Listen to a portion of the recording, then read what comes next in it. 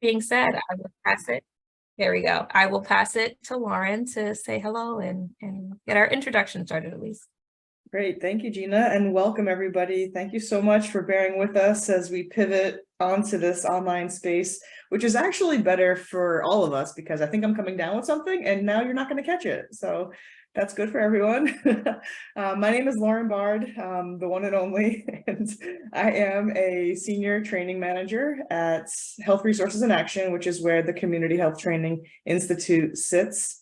And I've been here for just over a year as a trainer. My background is in youth development and juvenile justice, restorative practices, all of these things that brought me to this space as a trainer at Health Resources in Action. And I'm really excited to be here with you today. Hopefully we have a very rich conversation on this topic of creating safe and healthy communities. So with that, I'll pass it over to Jasper to introduce himself. Yeah, hi, nice to see folks, or at least see your little Zoom squares. My name's Jasper. I use they, them pronouns. Like Lauren, I sit in our training and capacity building department here at Health Resources in Action. Typically, I've trained on sort of a different variety of topics, but also have been personally engaged in sort of alternatives for community safety work, which is sort of the perspective I'm coming to you here. Trying to figure out different ways we can keep our communities safe that isn't sort of law enforcement or the police, right? Like, what are the different alternatives we have to keep each other safe? And so, we'll be here helping co-facilitate for, today and tomorrow. But otherwise, happy to sort of popcorn it over to Eli to introduce himself from our CHTI team. Thanks, Jasper. Good morning, everyone. Happy Tuesday. My name is Eli Adler-Cohen. I use the he, him, his pronoun series, and I am an administrative coordinator here at Health Resources in Action, specifically assisting on the Community Health Training Institute with my awesome team members. I'm here to learn with y'all. I'm also here to do tech support. So if anyone is having any issues with Zoom or their computer, I've been doing tech support for a number of trainings now, so hopefully we can work through some issues. So feel free to send me a message and hopefully we can work through stuff. But yeah, welcome, happy to be here, and I'll throw it back to our lovely trainers. Great, thanks, Eli. So a quick little Zoom tutorial. I know we're several years in now, but I don't want to make any assumptions. I want to draw our attention to the bottom left corner. If you're on a computer, you'll see the mute button there. It looks like everyone has found the mute button, so that's good. That means you'll know how to unmute when it's time to participate. Next to that is the start video, stop video button. We do love to see your faces if you're able to be on camera, especially when we do group agreements together, especially when you're in breakout rooms together. Please do. Of course, we understand that it's not always possible depending on what you've got going on or your bandwidth, Wi-Fi situation, but we do love to see you. On that mute button, if you are having bandwidth issues, you can click that little caret and find how to switch to phone audio, and that will give you a number to call in. That way you could merge your phone audio if needed. I believe that's what it says on the next slide as well. Oh, my favorite thing is to toggle the screen over a little bit to like make the PowerPoint smaller so that the boxes where all of our faces are, I can see more of you. So that's like just hovering my mouse over the middle there and pulling it, dragging it to the left. Again, if you hover over your own box, you've got that 3 dots and you can rename yourself if you choose to.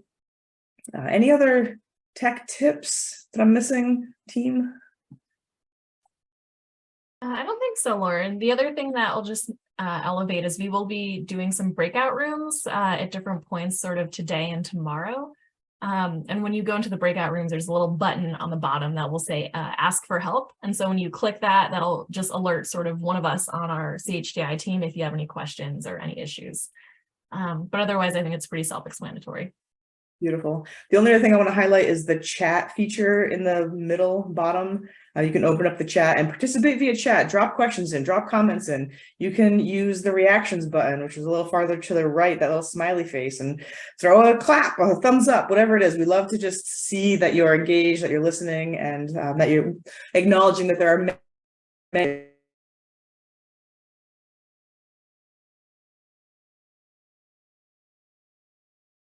Lauren, you might have frozen a little bit there. And I'm back. Am I back? You're back. Zoom totally just crashed and then reopened. So, so glad to be back with you. Um, yes, so participation. Yes, thank you, Adriana. Appreciate, see the reactions button. I love it. Too many Laurens, that may be the case. All right, well, let's carry on. We are going to move along to participant introductions.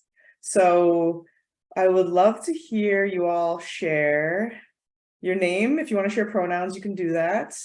Your organization and role, what city or town you're coming from.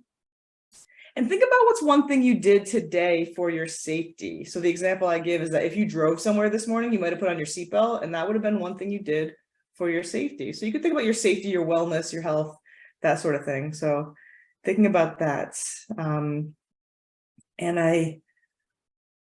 Yeah, we are doing this together. Let's do this together. What do we say? We got time for that? All right. So why don't I just call on folks and we'll just go around and folks can introduce themselves. I think one of the best things about our trainings is the opportunity to network with other like-minded folks in the field. So the first person on my screen is Rudo. I hope I'm saying your name right, but I would love for you to introduce yourself. And then on deck is Joanna. Hi, my name is Rudo. I use she, her pronouns. I'm with Action Inc. I'm in Gloucester, Massachusetts, and my role is a youth engagement specialist. And something I did to keep myself safe was drink water. That's love it. Thank you. Joanna, you're up. And then next would be Roberto Martinez.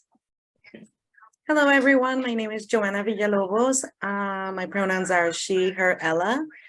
I am a bilingual advocate here at Women's Lunch Place. And one thing I did for safety today was buckle up my seatbelt, definitely.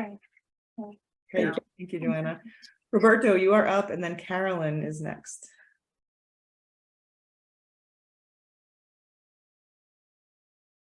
And oh, there you go. Can everyone see me, hear me? Yeah. All right, awesome. My name is Roberto Martinez. I go by Tito. He, him pronouns. I'm the director of North End Community Connects out of New North Citizens Council. I will be on here with Adriana, who's part of our staff, and we're out of Springfield, Massachusetts. And something safe. I make sure not to make my wife angry this morning. Yeah, so I'm safe. Love to hear it. Thank you, Roberto. Carolyn, you're up, and Adriana is on deck. Carolyn Valley, the Central Berkshire Habitat for Humanity in Pittsfield, Mass, and CEO,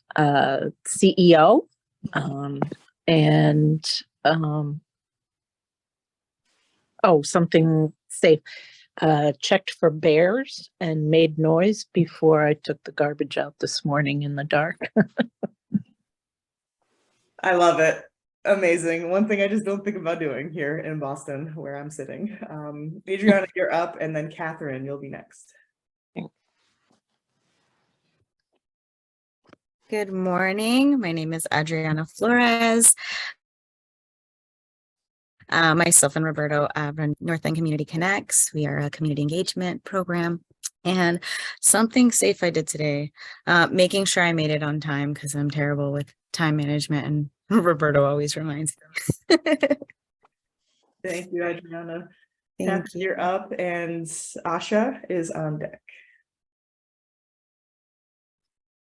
Oh, me? Yes, please. Sorry. Hi, everyone. My name is Catherine Grenham. I use she, her for pronouns. I work for Vinfin Corporation, and my role is a residential counselor. I'm currently in Hyde Park, Mass. And what I did for safety, I guess, lock my cars. Nice. Thank you, Catherine. Thanks. Asha, you're up, and hi, good morning. I was getting your name, all my name this morning. I don't know why, but I'm Asha Abdullahi, and I'm the Executive Director of the Somali Parent Advocacy Center for Education.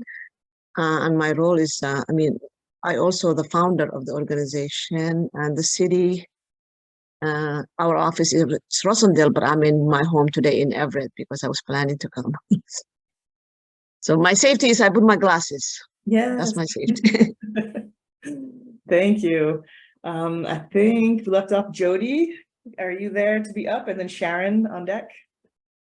Hi, Jody Kuman. My pronouns are she, her. I'm here actually for two reasons. I work with World Renew. It's actually a global agency, and I work with faith communities across the United States on community development, asset-based community development. But the other reason I'm here is I live in Northbridge, Massachusetts, and part of the Northbridge Coalition, and learning about safety and health for our community. And the healthy thing or safe thing I did was drink coffee. Yes. Very relatable. Thank you, Jody. Sharon, you're up, and Rob, you're on deck. Hi, my name is Sharon. I do apologize. I do have bandwidth issues. If I have my camera on, you probably won't hear me. So, but it is Sharon Dirac. I use she, her pronouns. I'm actually not with an organization unless I describe that organization as self. I'm semi-retired, but seeking part-time work, per diem work, consultant work in the areas of community health, training, recovery and wellness coach. I have gotten training and certification in those areas. I'm coming out of Barnstable, Massachusetts on Cape Cod. And I will use the example because I did go out this morning and definitely had my seatbelt on. So thank you. Thank you, Sharon. Rob, you are up, and Cassandra is on deck. All right, awesome. So good morning, everyone. Rob Crawford here from the City of Springfield, Department of Health and Human Services. I'm a program coordinator for youth substance prevention, and I'm glad to be here today. Something that I did that's for my safety, I would say that I do a daily mental health exercise, and I did that today, first thing in the morning. So I'll use that as my example. Fabulous. Thanks, Rob. Cassandra, you're up, and Patrick, you're on deck. Good morning, everyone. My name is Cassandra Prophet, and I am with PAC Global, which is the organization out in Brockton, Massachusetts. Working from home today, but I work with PAC as a consultant, and I also am working with a grant through Bay State and the Department of Public Health on financial literacy. And what I did today for safety is I woke up to pray. And Patrick? Thank you, Cassandra. Thank you. Patrick, you're up.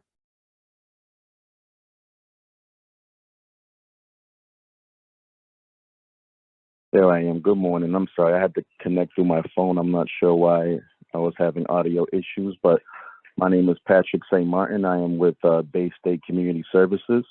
I'm a prevention coordinator for the Greater Boston Tobacco Free Community Partnership. One thing that I did today for my safety was committing to day number 2 of my 30-day challenge. I ate very well, and I went to the gym, and now I'm here with you guys. All right, love to see it. Thank you, Patrick. Did I miss anyone? Thank you. Has everyone had a chance to introduce themselves? Well, thank you. It's great to be in this space with you all today. Reminds me that not only did I wear my seatbelt today, I also used my wipers, my headlights, and my blinker. Okay, so breaking stereotypes of a Massachusetts driver. All right, let's move along to our agenda for what we are hoping to accomplish today on day 1 of this 2-day training on creating safe and healthy communities. Following this introductory period, we're going to talk about defining safety. We're going to talk about when public safety isn't safe for everyone. We'll have a little break, a little energizer, and then we'll come back and we'll talk about the policy, systems, environment, framework when it comes to public safety. And then we'll close. Easy peasy. So we'll aim to be out of here by 1 o'clock or sooner. And on the next slide, we've got our learning objectives for today and tomorrow. So we plan to identify examples of how Black and Brown communities have been historically disenfranchised in the United States, think creatively about changes that we want to see in our own communities, and how we can plug in to create those changes, and name strategies to amplify community voice in conversations around justice and equity. So we're going to do some baseline building, and then we're going to talk more about moving that into our own action. So any questions about our agenda or objectives? All right. Let us carry on to group agreements. All right, so this is a great time where if you're able to be on camera, we would love to see you, to see each other while we talk about how we want to share this space together this week or this day and tomorrow. And ordinarily in a group like this, we would build the agreements together, but for the sake of time, we have created some suggested group agreements that are open for editing and revising. If there's anything that you want to add or revise, please do so. You can come off mute or drop it in the chat, but we would like to introduce assuming best intentions, although we will attend to impact. Mutual respect, acknowledging impact, like I said, deep listening, working to be present, which I know is a challenge in this virtual space, but we'll do the best we can. We want to call in. So that means calling in others for accountability, but not punitively. We are all learners in this space, including myself. I'm by no means an expert on this topic. I know I'm going to learn just as much as I hope to present with Jasper in the next couple of days. We want to be mindful and appreciative of people's lived experiences and truths. I know there's a lot of deep experience coming into the space, so we want to be mindful of that. We want to make the implicit explicit. So, challenging our assumptions and assuming, bringing that forward, that what might seem clear and obvious to one may not to someone else. Participate as fully as you can. So that's all the ways that I mentioned. I already saw some action in the chat and the reactions after my Zoom crashed. Being open-minded, being engaging and engaged, and being respectful. Anything we're missing or that you want to add or that you want to question or revise, feel free to come off mute or drop it in the chat.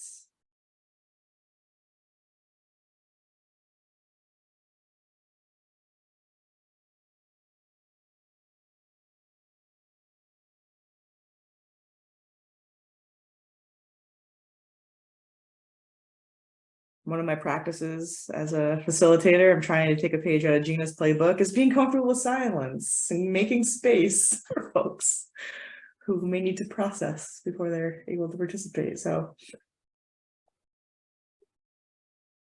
we will look at these again tomorrow. We are open to revising or adding to them at any time.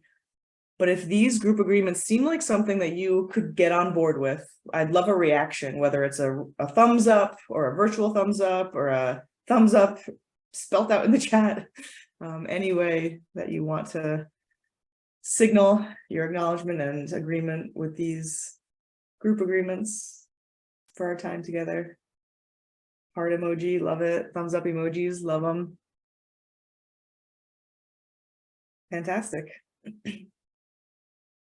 Well, ask questions from clarity. Cassandra, do you want to say more about that? For clarity, ask questions for clarity. Yes, I appreciate that. See, I did just what you suggested. I asked the question for clarity. Yeah, please feel free to ask questions if anything is not clear. I'm sure you're not the only one who may be wondering about that. So thank you, Cassandra.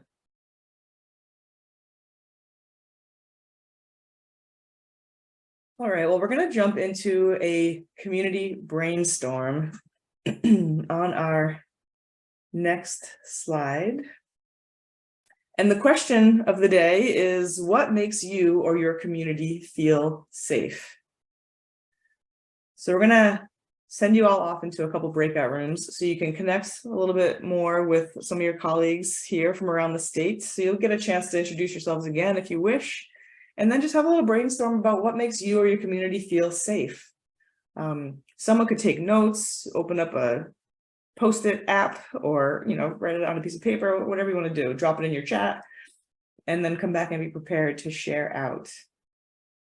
Maybe we could drop that question into the chat as well. What makes you or your community feel safe? Any questions before we send you off? Thank you, Jasper. All right. Well, then let's send folks off. Thanks, Eli.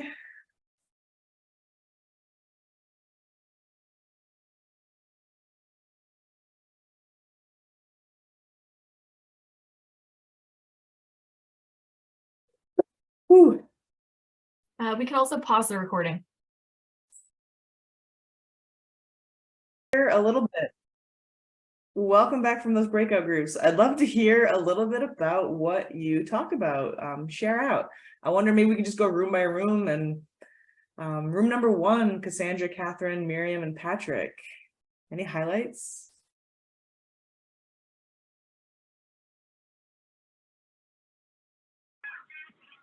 You want to jump in, Cassandra?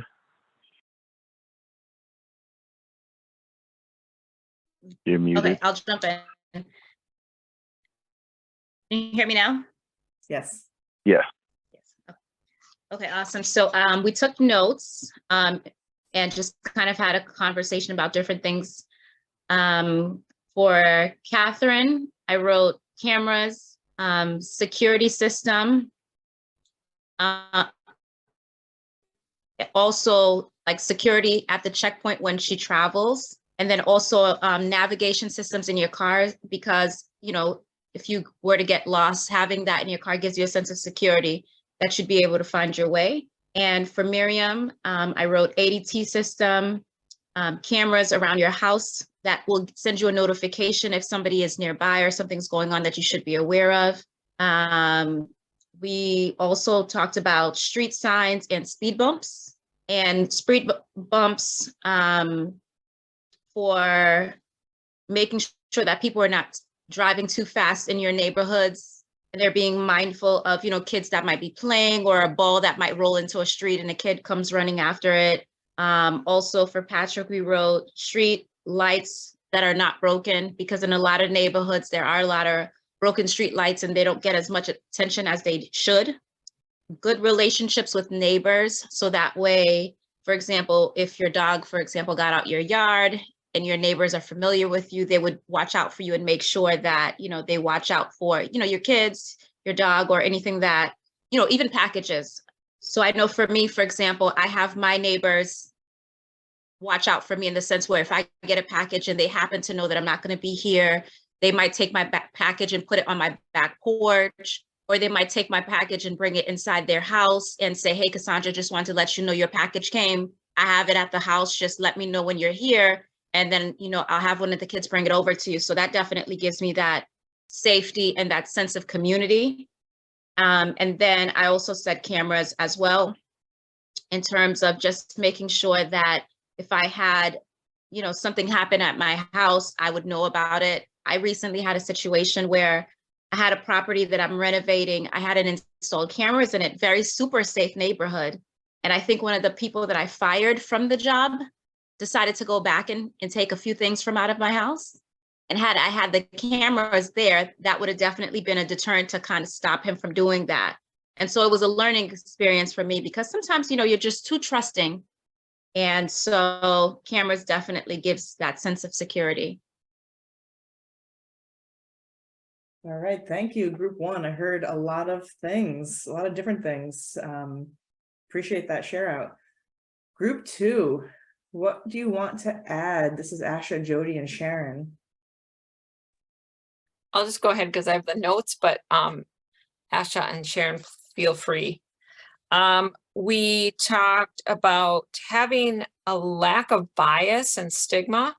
It was related to disability, mental health, and substance abuse. Infrastructure, which was mentioned, but safer streets, walkability, places to gather, lighting, that goes for in buildings as well. We talked about resources, having access to and knowledge of resources, people knowing their rights, knowing about preventative care and health. Talked about police protection, but also brutality, and about how to teach kids about their rights and protection. We talked about neighbors, knowing them and trusting each other, building a sense of community, and ways to get to know what the gifts and strengths and resources are in a smaller neighborhood area, and building on those and using those for the health and safety and the increased sense of community. Beautiful. Thank you. Group 3, Carolyn, Roberto, and Rudo. What can you add? We discussed having resources in one building. That way people don't feel like intimidated just being kind of like shipped off to like one building to another building to another building.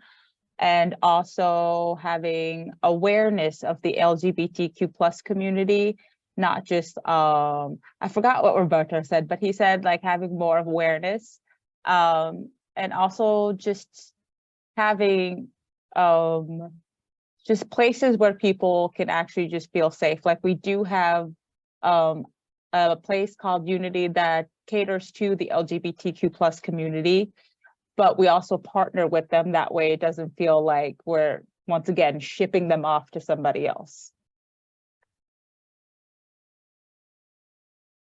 Very nice. Thank you for bringing that in. Appreciate that. Room 4, Adriana, Joanna, and Rob. What can you add? Is it okay if I summarize our group, y'all? Good? Give me a thumbs up. I'm gonna take the thumbs up anyway. All right. So for our discussion, well, we asked ourselves what made our communities feel safe, and some of the things that we got were that the concepts of safety may be taken for granted, and there are safe and unsafe parts of communities everywhere, but how we personally interpret those are, definitely something that we considered. Also, some of the things that we discussed as solutions for the lack of safety that we took a lot of time discussing were empowering the youth to take charge of their future, empowering them to take action, building trust, and then also building consistency in community participation within agencies and organizations' initiatives for community care. And we were discussing within our group also that community is really one of the only few safety nets available due to where we are, and that the relationship between people in the neighborhood and the levels of communication lead to different levels of safety between people in their community, or at least us, and that the greater discussion revolved around levels of trust and the overwhelming amount of distrust in the community, especially pertaining to agencies, organizations, and government entities that serve them. Yes, thank you. Thank you, Group 4. That was great. As a lifelong youth worker, that was right out of my own heart. So I appreciate that. I heard a lot from every group mentioned that thread of community. So that's great. Let's throw up slide 12. Let's share the screen and put up slide 12. So these are just some guiding questions to kind of synthesize what you all talked about. Because I heard a lot of things, but there's a couple things I did not hear. And so the first question on slide 12, when you see it, will be which elements of feeling safe are not related to the police or prisons or surveillance or other mainstream institutions of public safety. So there was some mention of cameras, but nobody mentioned the police. Having more police stationed on the corner will help folks feel safe. So let's round it up. What other things did we hear? I heard a lot of like traffic calming efforts, the speed bumps and that sort of thing, the lighting. I heard getting to know your neighbors, having relationships with your neighbors, which is huge. I know I live in the city of Boston, but I am on a dead end street. And so I crawl down my street I go so slow when I drive down my street because the idea that I would hit something or someone on my street of like 10 houses is like, I know all my neighbors, we all know each other. So I'm really lucky in that sense. It's all about relationships that I really feel safe on the street. So yeah, there we go. So which elements are not related to police, prison, and surveillance or mainstream institutes of public safety? What distinguishes between feeling safe and actually being safe? And this is for anybody to come off mute or throw it in the chat if you have thoughts or reactions to any of these questions. If there's a difference between safety and security in your minds. And this is like suspending for a moment. I know that there's a lot of trauma and PTSD and that sort of thing where someone could be safe but not feel safe, and that's real. But I want to think about, feeling safe and being safe from an objective perspective. Having a camera up could help me feel safe, but it's not actually going to stop something from happening. I'm just going to have a record of it if it does.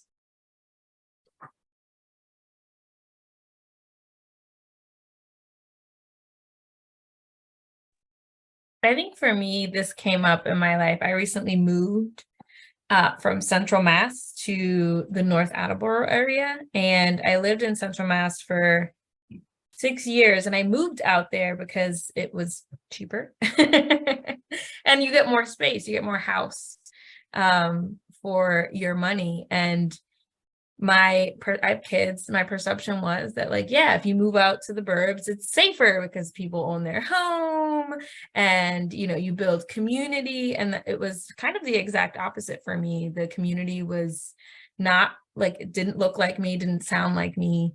And I didn't actually feel safe, even though like I had this perception kind of going into it. And now that I've moved closer to the city, we have more diversity, like my children are flourishing, and it's just sort of like really, opened my eyes a little bit more. So yeah. Thank you, Gina. Thanks for sharing that. Sharon, I see you have your hand raised.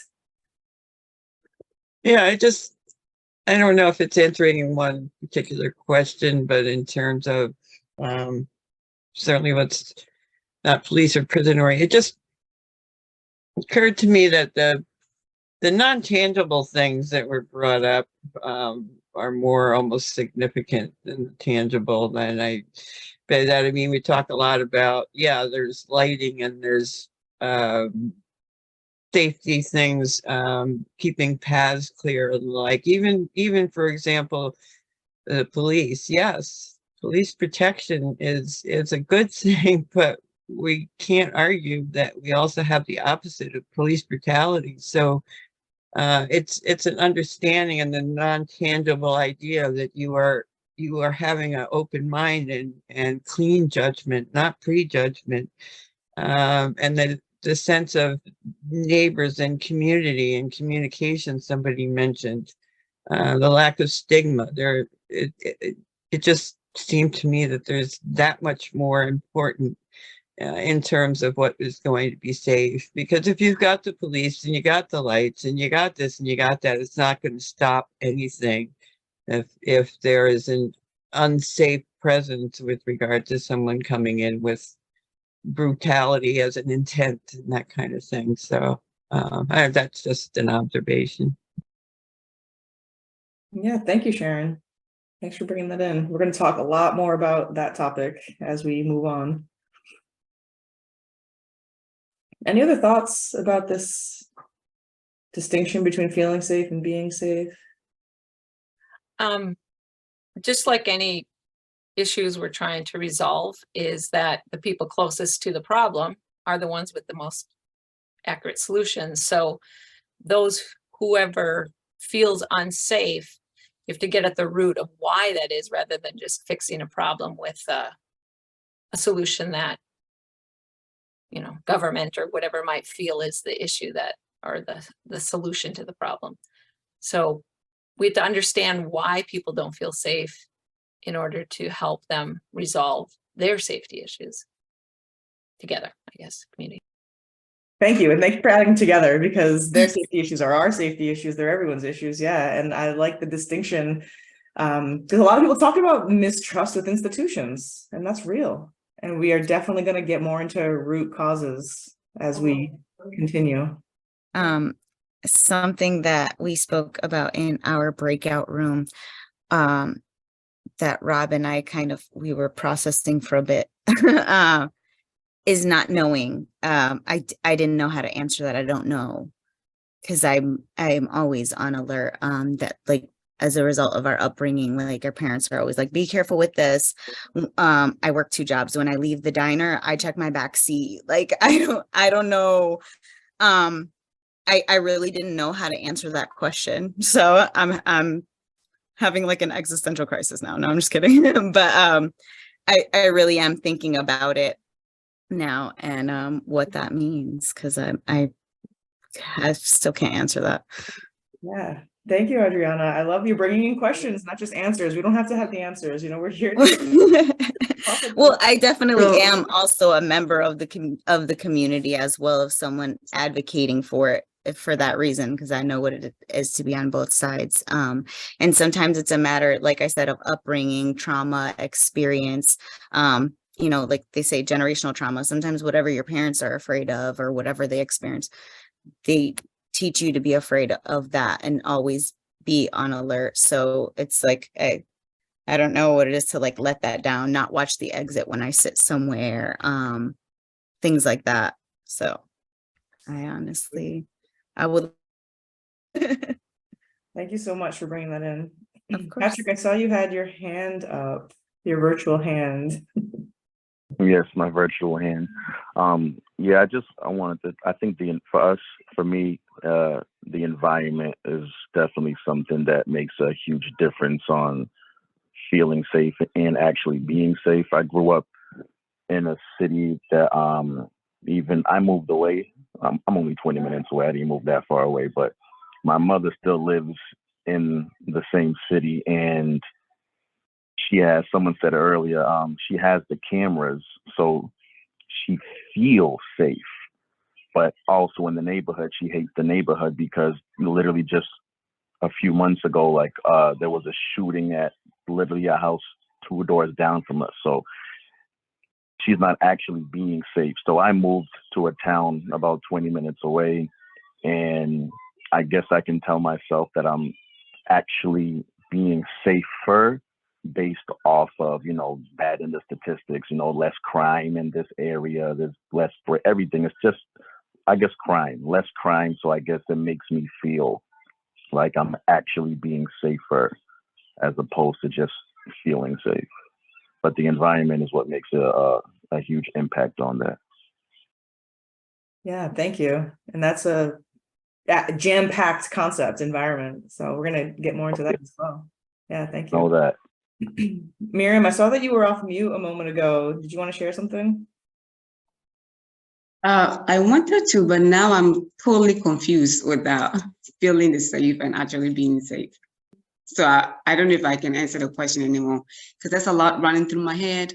So I have kids, especially boys, and I do tell my boys, you know, drive safe, but then anything can happen on the road. Then when that happened, would you be feeling safe at that moment? For example, like a road rage, right? That's something that it can really, through that safety that your windows are up, driving minimum, driving mile per hour, and somebody just cut you or something happened, and that changes the whole thing. And so I don't know, at that moment, would you feel safe? You'd be safe just being in your car still, right? Not getting out, but I don't know anymore. So I don't know if that even explains anything. All right, well, I appreciate you bringing the questions. I do. I see in the chat, Rudo mentioned like classroom bunkers. They may be there to make students feel safe, in quotes, but not truly addressing keeping students safe at school.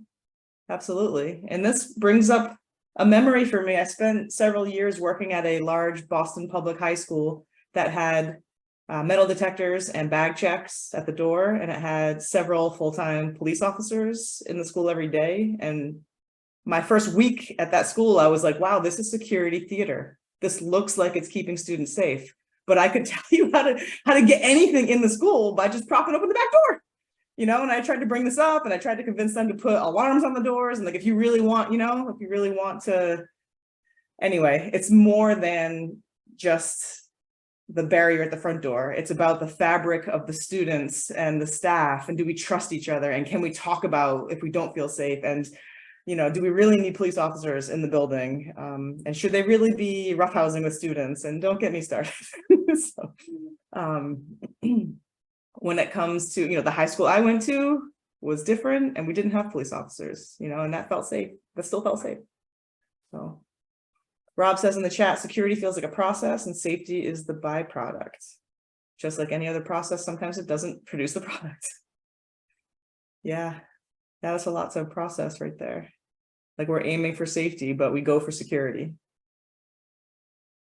Appreciate that. So what about the people you surround yourself with? I don't know, you know, you feel safe, but are you actually safe with them?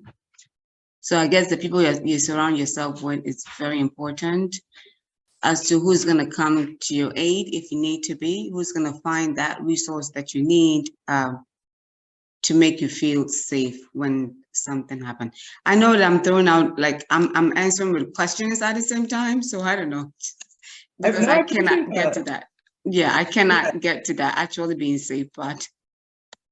Well, then we're in the right place, because we're going to spend several more hours talking about it. But I do, like Jasper said in the chat, if you've got more thoughts, please drop them in. But it is my duty to move us along, and I'm going to pass it to Jasper at this point. Thank you all for your rich shares and reflections on that. Yeah, thanks, folks. It's really helpful for Lauren and I to sort of also just hear what you're struggling with, like what are the challenges, right? Both within your communities, but also that you're trying to unpack in this space.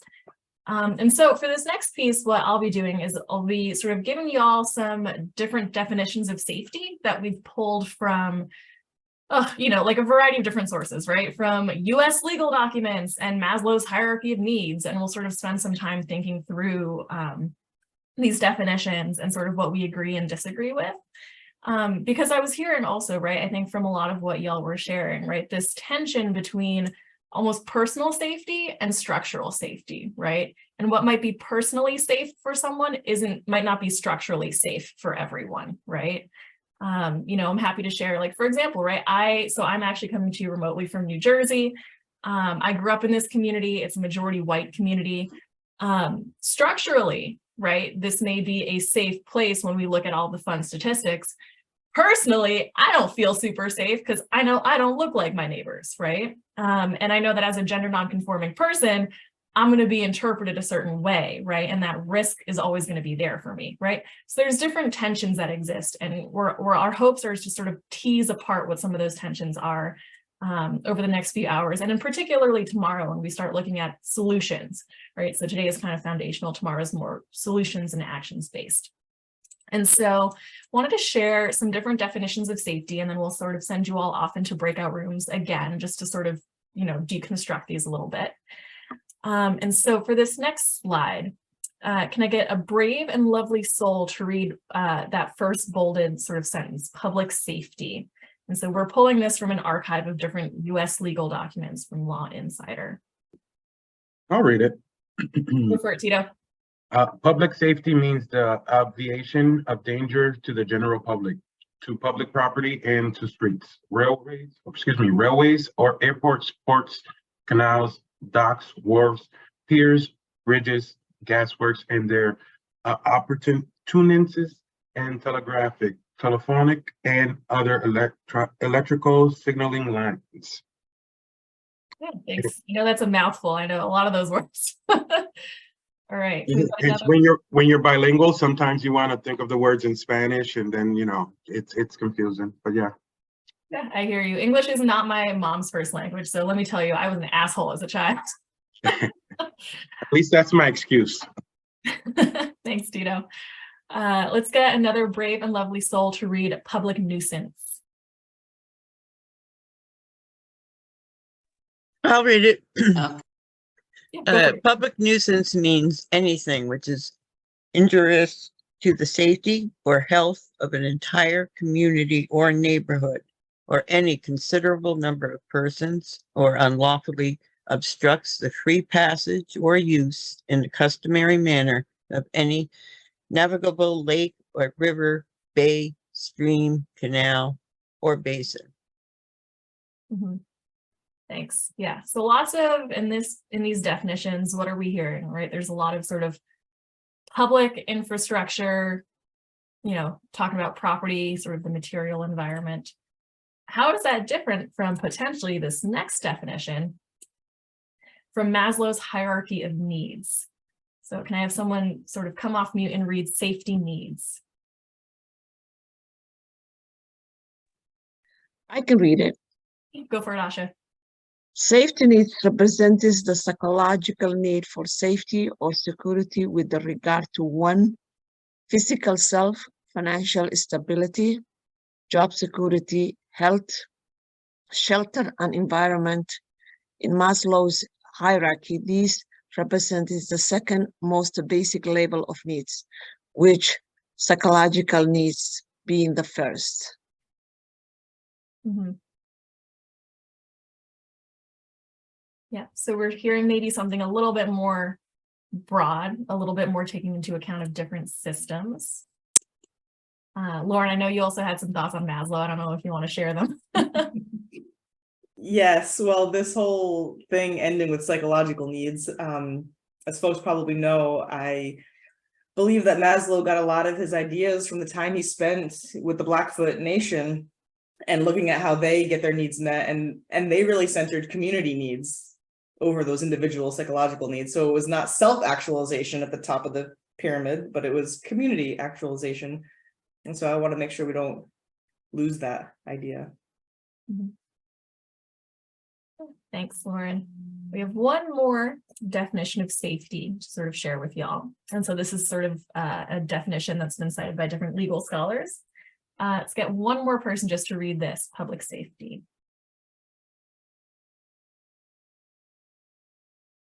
I'll read it. Go for it, Miriam.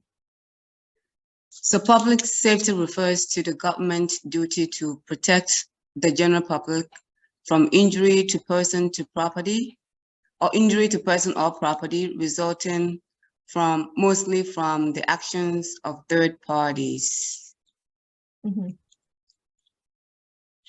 Yeah, so maybe something this is a little bit more vague, but we can sort of interpret maybe right what the use of this definition might have been. Okay, so what we'll do is, and thank you, Lauren, for sort of putting all of these different definitions in the chat. What we're going to do is we're going to sort of shuffle you off into the same breakout rooms as before, just to sort of think around, make sense of some of the different pieces of these definitions. We're presenting them to you not as things that we necessarily agree with, but as opportunities for us to sort of tease apart what are the different pieces there. And so our questions, and I'll put these in the chat as well for when you sort of get sent into the breakout rooms, are what resonates with these definitions and what, if anything, is missing from these definitions, right? Like what are the different important aspects of public safety that are maybe missing from these definitions? So we'll send you off for, I'm just paying attention to time. Let's do 8 minutes. And then when we come back, we'll do a really brief share back and keep on moving. So any questions before we do that?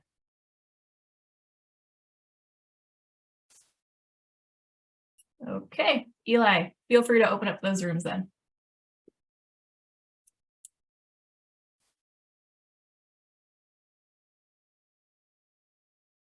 We can also pause the recording again.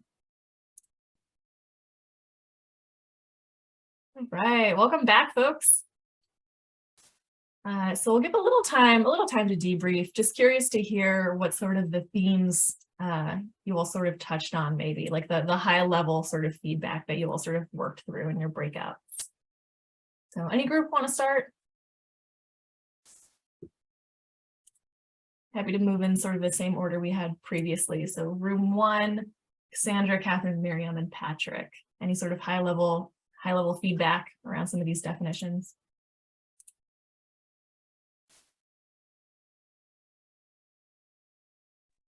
Cassandra, you want to read off your notes, maybe?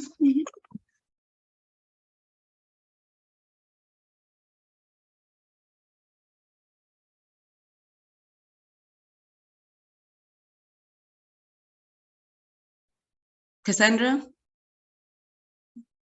Okay, I didn't take note. She did, so I don't know. I'm here. Okay. It took me a second. I don't know what kept on saying that it was loading. I was returning me back, but it didn't happen as fast. So notes that I wrote down is that in the definition, we wanted to see more positivity in it.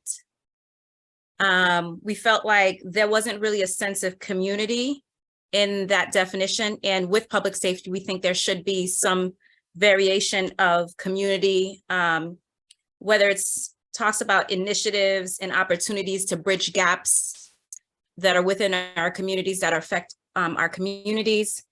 We said we should add like mental health, like a mental health component possibly to it. So for example, sometimes you'll hear about kids who have issues with bullying and they go through certain things and they're not having an outlet to really reach out to. And so they act it out in the worst ways sometimes.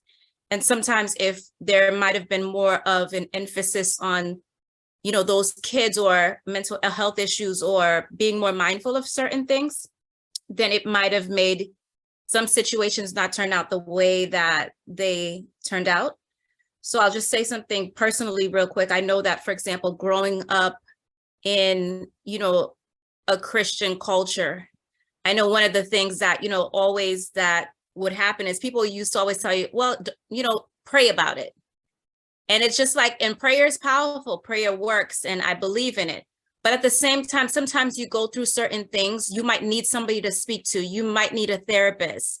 And, you know, I know that therapy and counseling tends to be a stigma in our Black communities. It's something that's getting much better. But there are things that if we had this space where we felt that comfortability to discuss mental health, it might be different. We also talked about having more of a collaboration between entities and organizations. So that way we would know who does what, who provides what kind of services, so that when that is needed, you can definitely reach out. There are a lot of organizations doing different things, but it's not as widely known or as widely advertised. And let's see. We also talked about like community centers and creating opportunities to give kids something more productive to do with their time instead of, you know, hanging around in the streets or getting themselves in trouble or being put in a situation where they're hanging out with bad influences. I know that definitely in the neighborhood that I grew up in, because a lot of people's parents had to work. So a lot of kids would go hang around outside. They would hang out with, you know, people they had no business hanging out with, that they know their parents wouldn't otherwise want them to hang out with, but that's what was there. Yeah, did I miss anything, guys?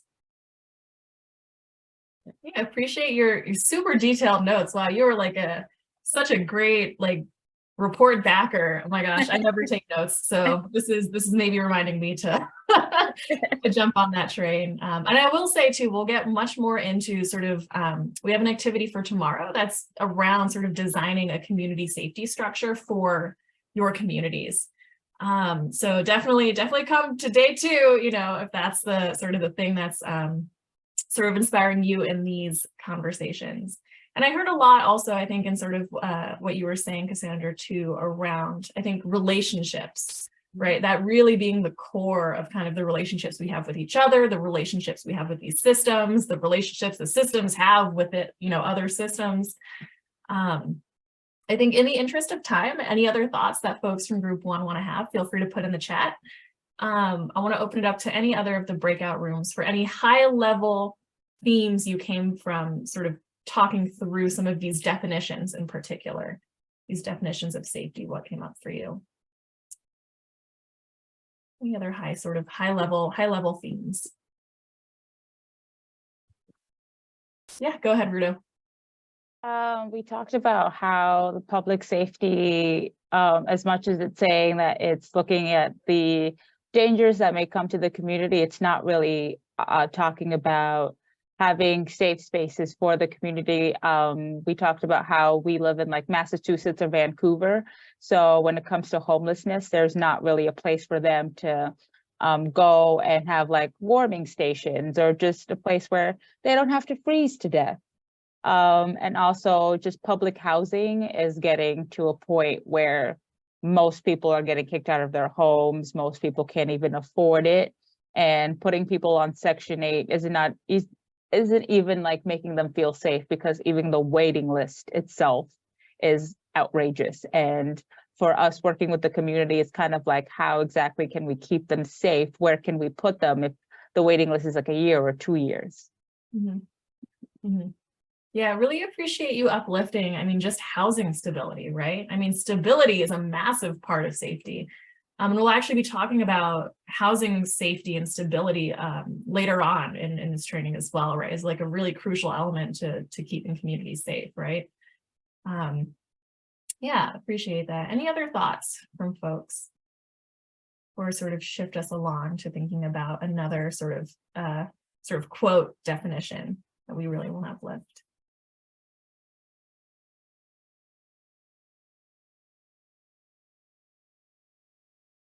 Okay, sounds good. So Eli, feel free to continue screen sharing. We'll share one more piece and then we'll sort of move into our next section.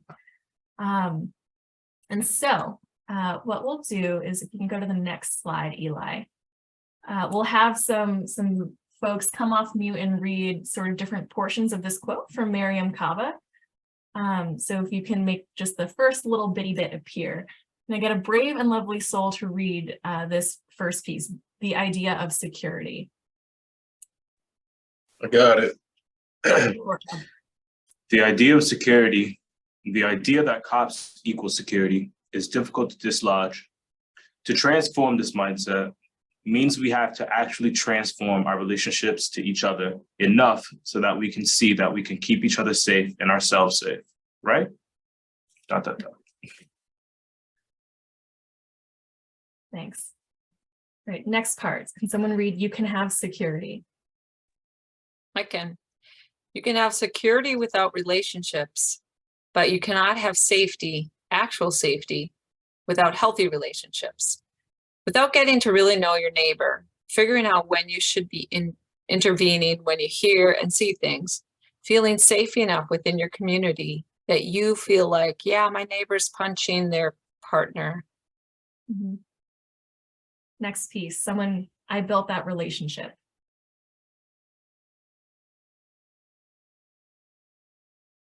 I'll go. I built that relationship with them, and even though they're upset and mad, I'm taking the chance of going over there and being like, you need to stop this now. What are you doing? Part of what this necessitates is that we have to work with members of our communities to make violence unacceptable. Thanks, folks. I'm gonna let us sit with this passage for a little moment, just to let us digest a bit. What's coming up for you, sort of reading this quote, hearing this quote from Mariame Kaba? I am reacting pretty viscerally because this actually happened to me, and I needed to make that decision to go to my neighbor. And I think the only reason, one of the reasons it did happen is because I knew them. I took care of their kids. They knew who I was. And I was that step prior to the police. That was in my back pocket, but that wasn't going to be the first reaction. And it diffused a situation to prevent violence from happening. Yeah, appreciate you uplifting that, Jody, right? There's definitely a piece where community, I think, can work really powerfully to de-escalate situations, which normally might be escalated, right? By sort of going to that step of calling the police, right? Trying to figure out what are the different relationships that we can use to help keep each other actually safe, right? Teasing apart those differences between what is safety and what is security. Yeah. Any other thoughts, reflections? As I'm reflecting on this, I'm really thinking about a couple of like real life experiences, and the overarching theme is just that in my head, I'm thinking to myself that times have changed because this is an abolitionist organized, of course, like you're dealing with like things that are kind of like life and death. And then you're coming forward into like our day and age and you're dealing with like a similar thing. But what is overarching in my head is just like how much safety do people feel in their communities to want to interact or intervene in unacceptable or violent behaviors and the lack thereof. Like I'm thinking about people who live in neighborhoods where like drug dealing is so prevalent that you can't even like get into your doorstep because there's like people buying drugs, people selling drugs. But if you were to like get into that conflict with someone, your community wouldn't have your back. So you really can't do anything unless like you're built like that, and then you can like really just step to it because you don't care. But that's very far in between for many people. And I'm just like thinking to this quote right here, or because I'm just like, you can have security without relationships, but you can't have safety without healthy relationships. And how many of these communities were like, you can't step to people doing violent or unacceptable acts because there are no healthy relationships that exist there. It's just something that I'm having rotate in my mind. Right on. Yeah, because there's a lot to unpack with when it comes to that crucial word, right? Healthy relationships, right? How do we support those? A lot of the times it's stuff that we might not even think is connected to safety, right? Public safety. It's access to food, it's access to jobs, it's access to green space, right? It's all the different ways, right? Strong public schooling and education, right? All of these resources, which we know have historically been kept from certain communities, right? Those all really play into what, sort of manifests, right? As violence, as unhealthy relationships in a lot of ways, right? So you're right, it goes much, much deeper, right? Than just sort of this thinking through of like, do I know my neighbor, right? It's like, also, does my neighbor have the job that they need to be able to care for their family? Because if they don't, I'm probably not going to ever see my neighbor, right? So there's a lot of different ways, right? We got to sort of tease apart these different systems. And so I'm happy to sort of use that as the segue to our next piece, where I think really think critically about how public safety isn't actually safe for everyone, right? Like, how are we defining public safety? Like broadly speaking, right? And so we have this short video clip that we want to share with you all from NPR, which actually goes over sort of the history of police and policing and sort of how did we get here. So I'll give Eli a second to sort of cue that up. All right, I'll go off mute. Go ahead, Eli, whenever you're ready. Hi, I'm Randa Abdel Fattah. And I'm Ramtin. And could you make the audio a little bit louder? Podcast Throughline to help give some historical context to the police killing of George Floyd and so many other Black people in this country. This week, we're bringing you the deep history of policing in America. We wanted to understand how the relationship between police and the Black community had evolved to one so bloody and tragic. So we reached out to this historian. My name's Khalil Gibran Muhammad. I teach at the Harvard Kennedy School. In his book, The Condemnation of Blackness, Khalil lays out a historical argument for how Black people have been criminalized over the past 400 years in the US. And he does that by telling parallel narratives about the history of policing in the North and the South. These stories share one key feature: the use of brutal force to control Black Americans. Policing in America started in the mid-1600s with the Boston Watch, essentially a neighborhood watch group. But some of the first police forces in the South were created to control enslaved Black people. They would come to be known as slave patrols.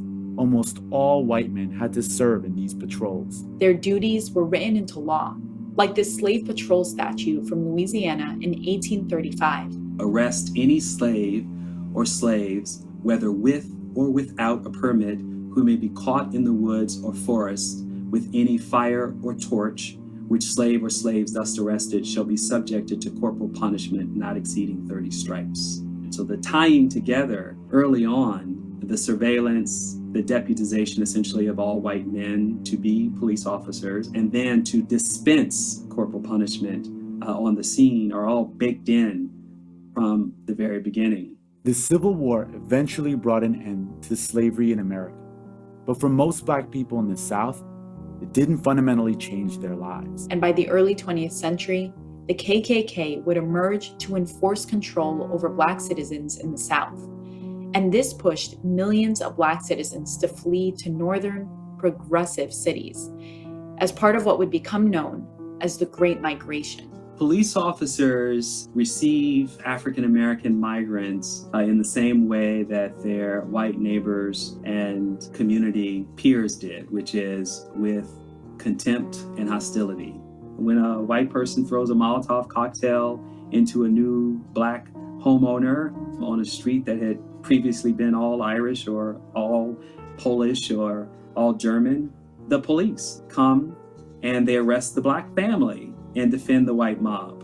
And this happens time and time, over and over again. They are policing the racial norms of white supremacy from the very beginning in the North.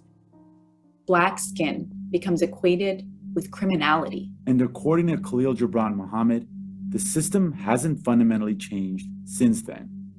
He says that pointing out the problem is clearly not sufficient to fix the system.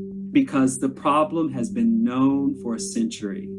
The evidence has been presented for a century. The recommendations for change, for holding police officers accountable, for charging them with criminal offenses when they behave criminally. It's a century of the same story playing out over and over again. It seems to me that's what's possible, is recognizing that police officers and police agencies are incapable of fixing themselves. And so the question that has to be asked in the wake of George Floyd, and I think this question is being asked and answered by more white people than I've seen in my lifetime, is, do white people in America still want the police to protect their interests over the rights and dignity and lives of Black, and in too many cases, brown, indigenous, and Asian populations in this country? Our whole country is waiting to hear the answer to that question. That was historian Khalil Gibran Muhammad. I'm Ramteen Arablouei. I'm Rand Abdel Fattah. You can listen to this full episode of NPR's Throughline wherever you get your podcasts and at npr.org/throughline.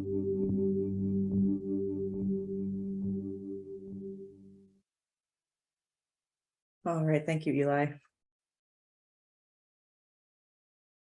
So I want to acknowledge that we failed to provide a content warning, so that's on our fault as facilitators. That video had some very graphic images that it's maybe hard to sit with.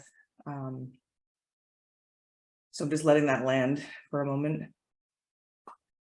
And I would love to hear if anything was new or surprising for anyone. I know a lot of this information is stuff that folks are aware of, but there might have been something that stood out in a different way to somebody.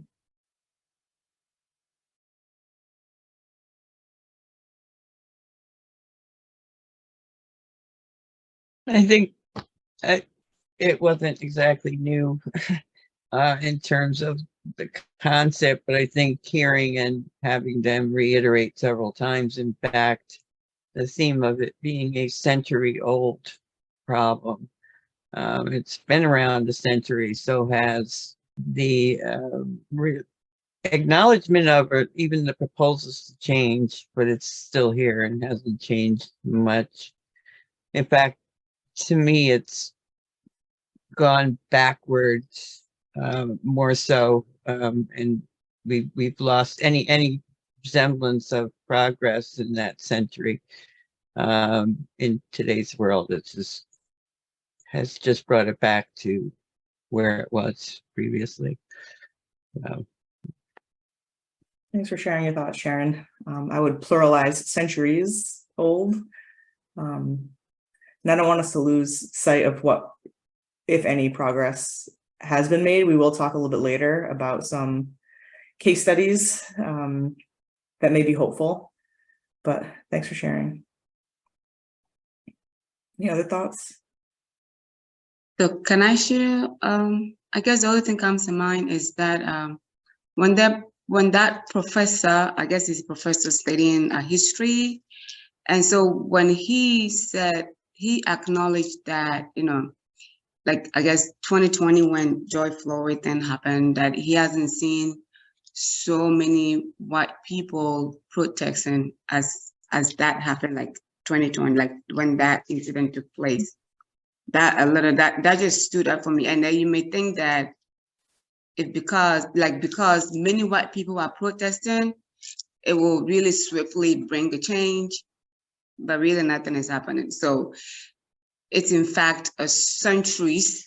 I want to polarize it, not like it's not singular, because centuries, he mentioned that centuries of problem, centuries of evidence, and centuries of zero solution. So it's just something that set with me in that angle.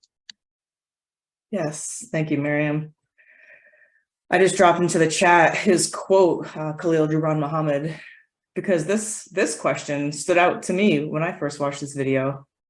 Do white people in the USA still want the police to protect our interests over the rights and dignity and lives of Black, Brown, Indigenous, and Asian people in this country? This is the question that we have to ask ourselves as white people. As I identify, I'm a white person of European heritage. And so this is the question that stood out to me, like, that is the question. Because the evidence is there, like you said. And just picking up a sign and going to a protest isn't the answer. It's not enough. Thank you for that.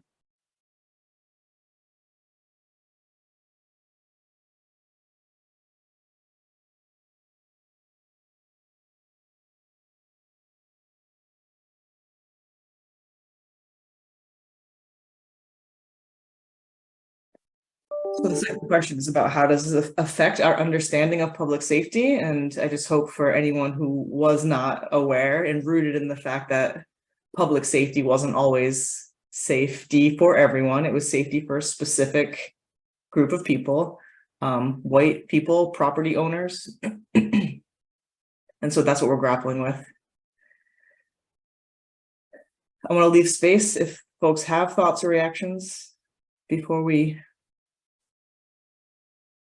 tackle the next topic.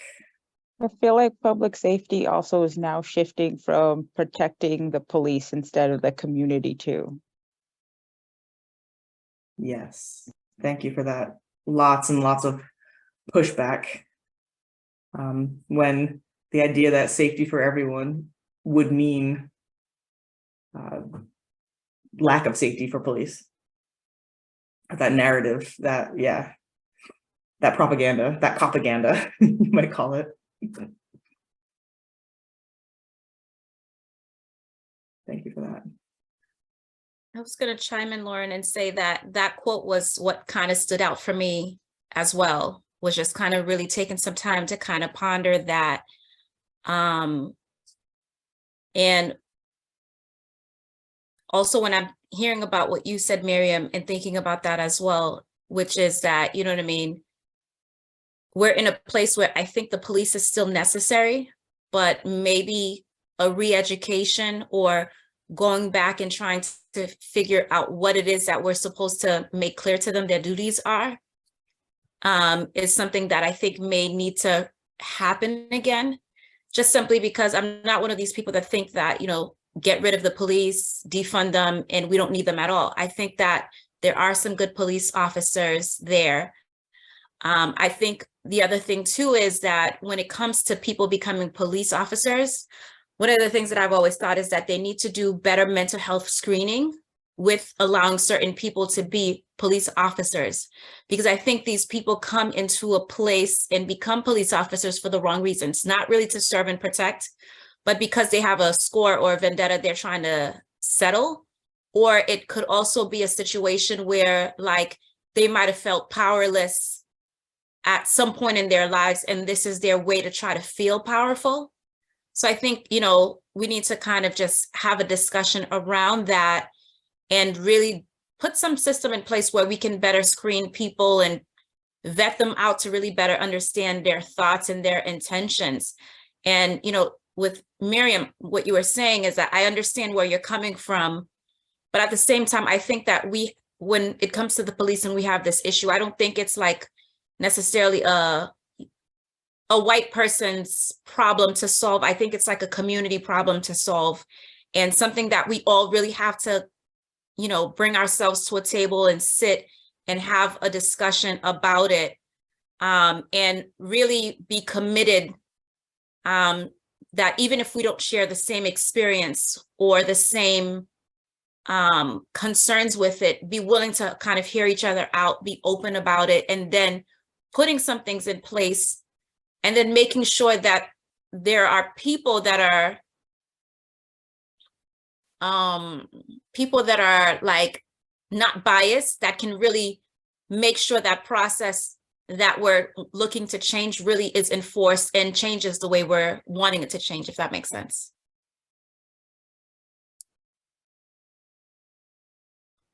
Thank you, Cassandra. Yeah.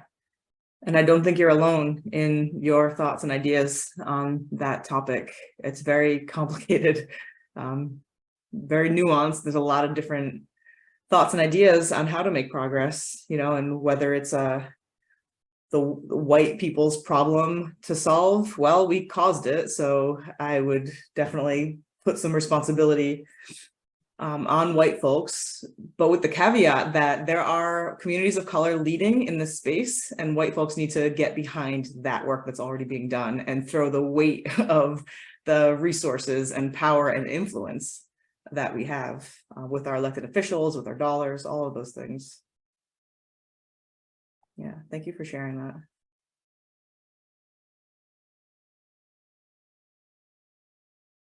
I'm also happy to offer as well too, as a facilitator, right? We very much empathize with a lot of these challenges that you all are, I think, holding really deeply, right? So happy to even share personally, right? One of my uncles, my family's from New York, Chinatown, many generations. One of my uncles was one of the first Chinese cops for New York City, Chinatown.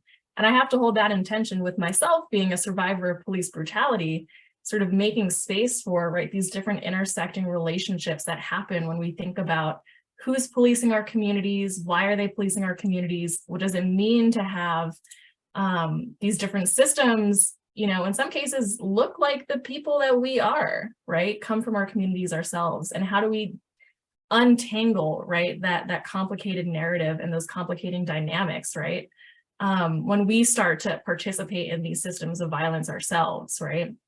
So I want to hold and make space for that as well, because it's really complicated, right?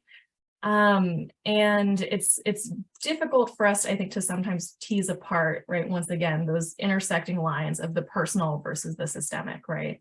So I want us to sort of lean into, I think, some of those complicated narratives over the course of today and tomorrow, to try to sort of unpack what some of that might mean. So happy to pass it back off to you, Lauren.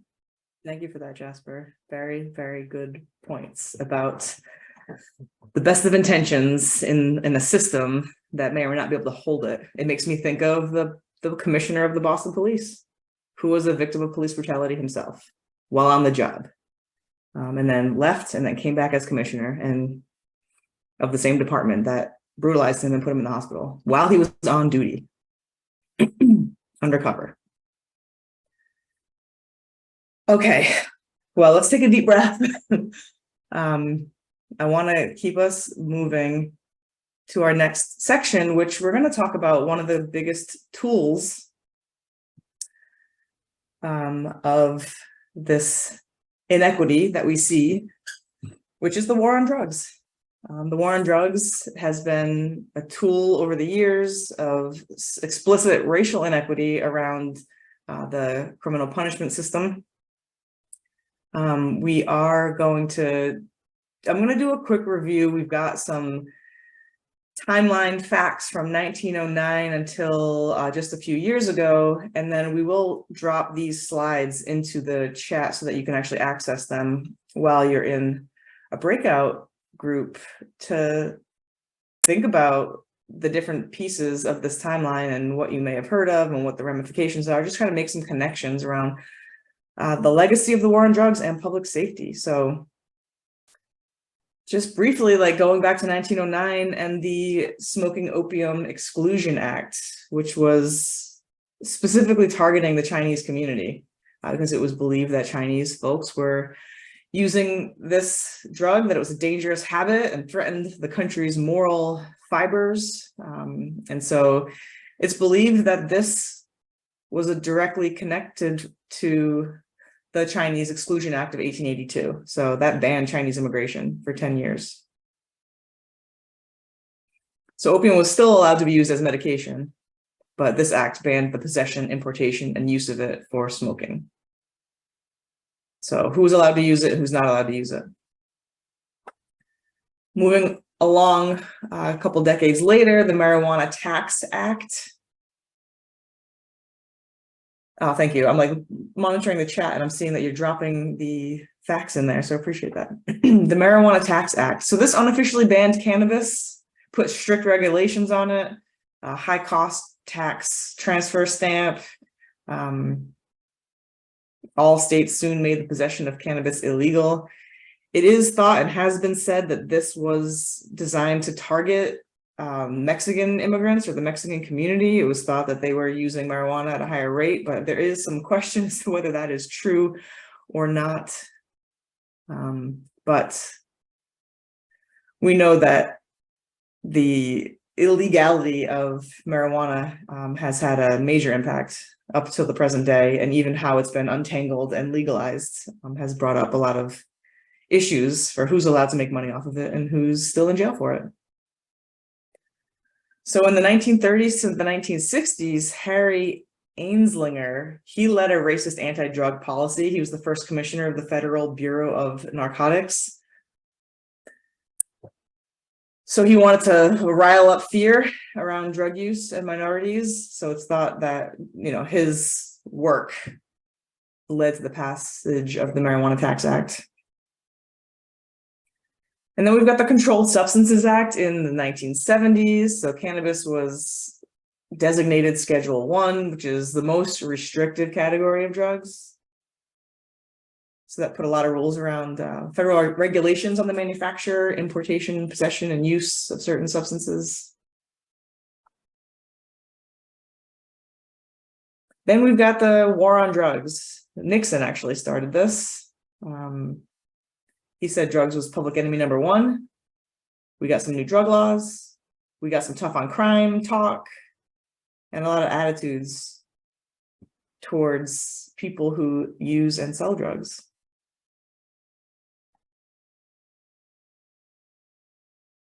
Many of us may remember the early 80s and the Just Say No campaign. Nancy Reagan aligned with President Ronald Reagan to crack down on substance use.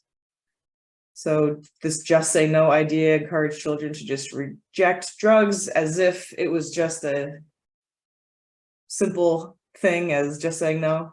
But it did raise a lot of frenzy around drugs. In '86, we got the Anti-Drug Abuse Act. So this is where the disparate sentences between crack cocaine possession and powder cocaine possession came up. So severe sentencing disparities as a result of this. It's literally the same drug, but you could target certain communities by adding really draconian sentencing on crack cocaine.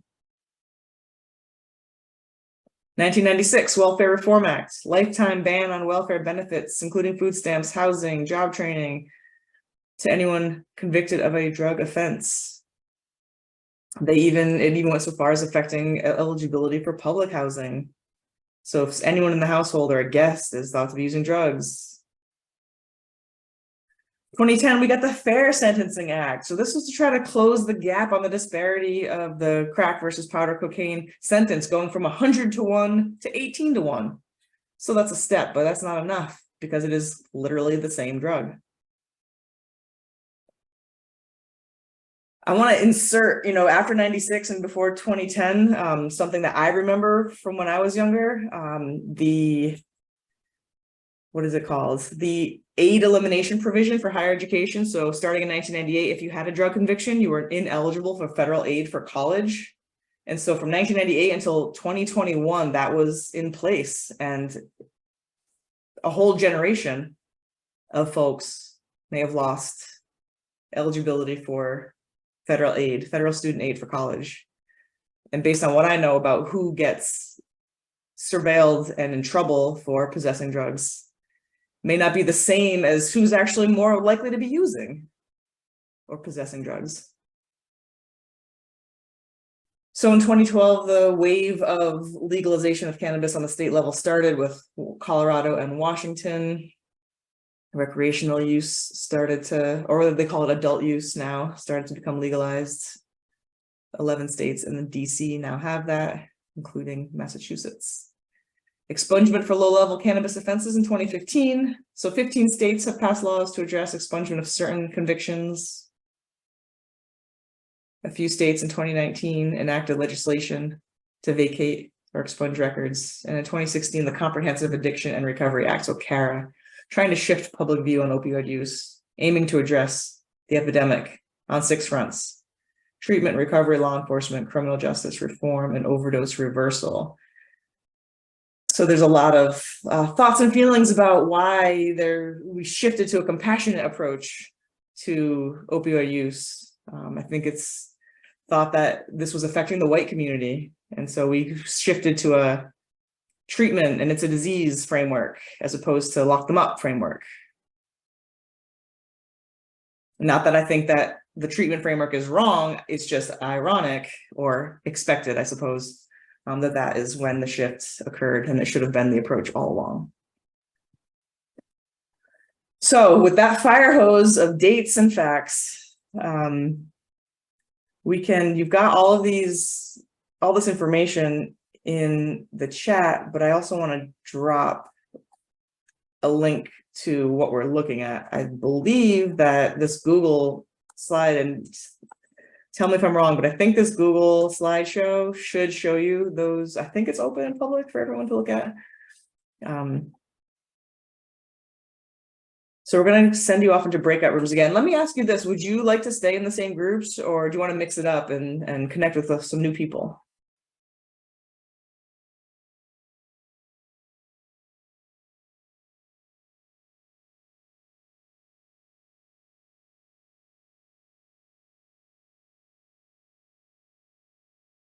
Well, hearing nothing. Doesn't matter to me. Okay, thank you. Well, I do think some people have had to step away. I've gotten some messages that folks had to head off to other meetings. So maybe we should reshuffle just to make sure the rooms are even. And we'll just do a couple breakout rooms. And we've got some, on the next slide, some breakout discussion questions. So you can just chat in your small groups about whether you're familiar with any of these events or which ones you're familiar with and the policies, anything you haven't heard of before. Are there ramifications of these policies that continue today? And what do the war on drugs and its legacy mean for our understanding of public safety and who it benefits? Those are on the next slide, but I'm sure Eli is working out those breakout rooms. I'm going to drop those questions in the chat as well. Any questions or comments before we send you off to have a smaller group discussion? And I promise you, after you come back and we debrief, we'll watch a short video to sort of summarize this information for our audio visual learners. And then we'll take a little break and a stretch before we start to head into the home stretch. All right, your breakout room should have popped up.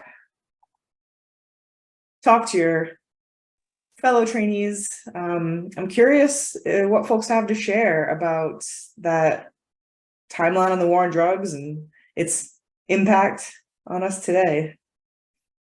I can go room by room, but y'all could just also popcorn, whoever's feeling moved.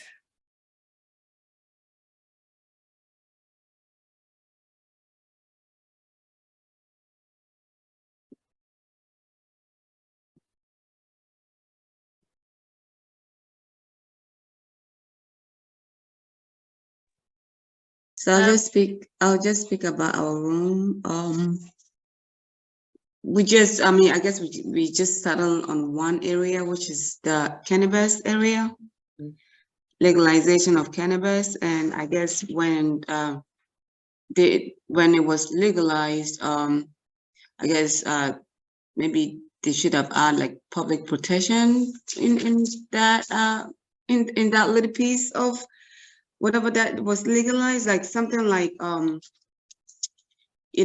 public education on secondhand smoking, like specifically marijuana, because now it's strict management, strict regulations, awareness, things like that, because now you're in your car and that's all you can smell, or like you're driving on the road, you're walking on the road, you go to the gym. So it's literally, I don't want to say it's replacing smoking like cigarette, but yeah, so I feel like maybe it can be a little bit regulate in that aspect, as do not smoke.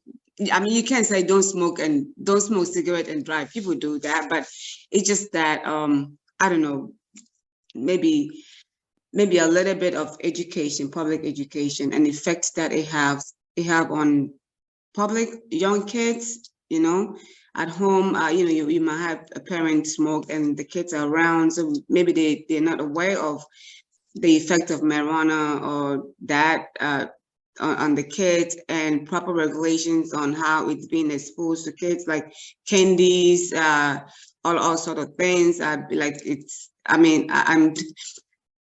have kids, so I'm very surprised that I found one that the wrapper is just exactly like candy. And so then if a child gets their hands on it, that child can convulse or like die, like, to that extent, because the amount of the drugs in the candy itself, it was big, and the candy itself was small. So you can easily consume it in just one, few bites, and a kid can just eat it without knowing that that's actually not a candy. So I guess proper awareness, education on managing it, I don't know, for parents, public, all of that. That's basically what the group talked about, but I guess I said it the way I wanted. Well, one of the things that I was talking about also in the group is because it was sort of, well, an education to me, I guess, in seeing the distinction as it was presented. Particularly, we did end up focusing on the cannabis, but it's the difference between legalization and decriminalization.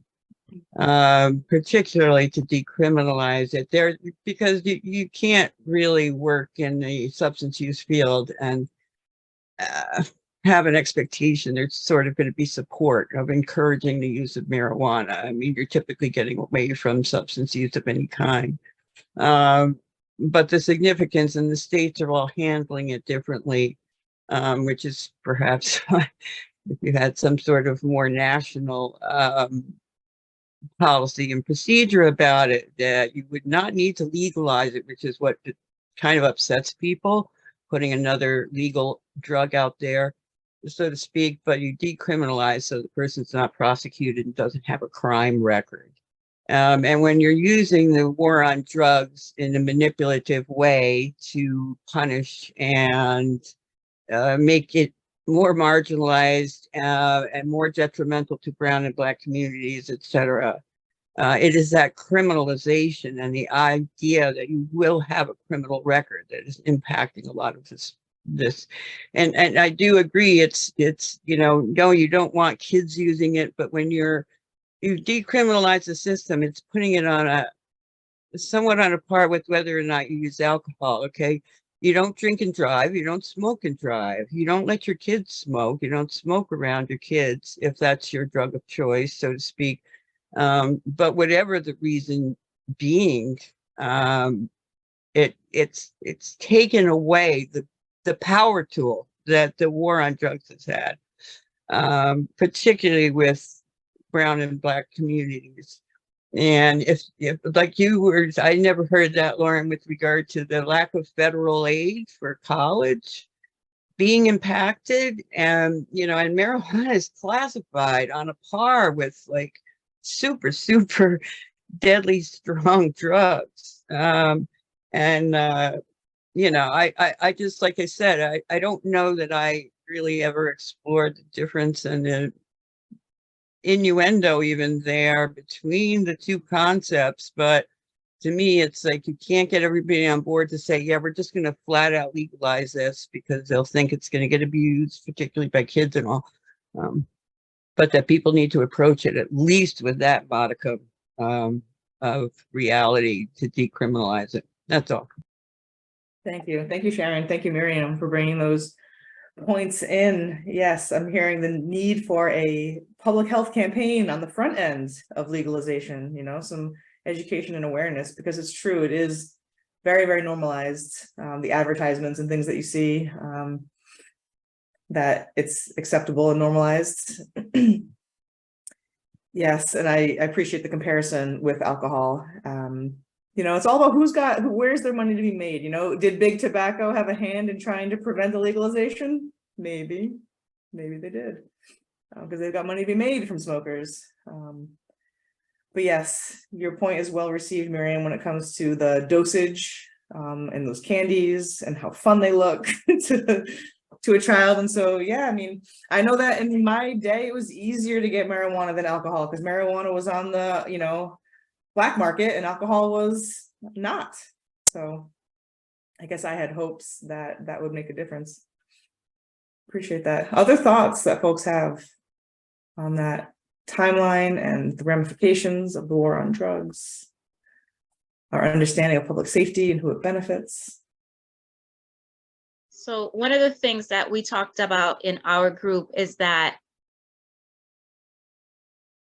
with the licenses that you're starting to see that different people are getting and communities are getting, they're going to a lot of white people. They're not necessarily going to people of color, which makes you think about it and say, wait a minute, is this a new concept that white people are starting to kind of come into this space? Or is this a concept that really has always kind of existed? And it was just more so that Black and brown people in Black and brown communities were getting in trouble for it. But at the very top of a lot of these hierarchies that existed long and time ago were people who didn't necessarily live in those communities. And so Carolyn had shared that, you know, recently she saw some information about, you know, a drug bust that happened, and at the very top of that hierarchy was a white person, and they actually published the person's address, which made you realize that, wait a minute, here are these neighborhoods we're thinking are the safest neighborhoods, and these are the neighborhoods that have certain amount of affluent people. These things are not taking place there. However, what they might not necessarily be taking place in that neighborhood, they're doing business in other neighborhoods, affecting other neighborhoods, impacting other neighborhoods. And then now there's this notion that, you know, it's in these Black and brown communities that we see a lot of these bad things happening, but that's not necessarily the case. You know, and I had shared a personal story years and years ago when I worked in luxury building in downtown Boston. You'd be surprised the people that I could tell you who was buying marijuana. You know, CEOs that you would not believe, politicians you would not believe, but then outwardly they would make certain statements. And I'm like, wait a minute, I was a concierge in your building and I knew what you did and I knew who was coming here. How dare you? You know, and of course, because, you know, a lot of times, sometimes these are very powerful people. You don't speak against them. You don't say anything. You keep your mouth shut. You do your job and you keep it moving. But there's like a lot of hypocrisy when it comes to that. So I echo your sentiment, Lauren, when you say that, you know, that are now these rules and regulations being changed for the benefit of white people. when it should have been a system where it should have been this way, or this, it should have been a law, or they should have given it a certain special attention this entire time, versus now all of a sudden when we're seeing like more of an opioid crisis in white communities, then all of a sudden the concern is different and the languaging and the messaging around that is different. So that's one of the things that we definitely talked about, and I'm gonna let anybody else from the group chime in if they want to. Yes, Cassandra, thank you. As Jasper says in the chat, drop that expose. I just want to add to that. In a town adjacent to Boston, they had 4 marijuana shop licenses available, and all 4 got snatched up. And so there's 4 dispensaries in this town adjacent to Boston. And now the town's like, that's enough, no more. But they're like, wait a minute. We're supposed to have this initiative where the most impacted communities of the war on drugs are supposed to be getting these licenses so that they can run these businesses. But we got 4 white people who got these licenses, and now we want to cut it off. Mm-hmm. Isn't that just like out of the playbook? I mean, come on. Town that will not be named, but you could Google it.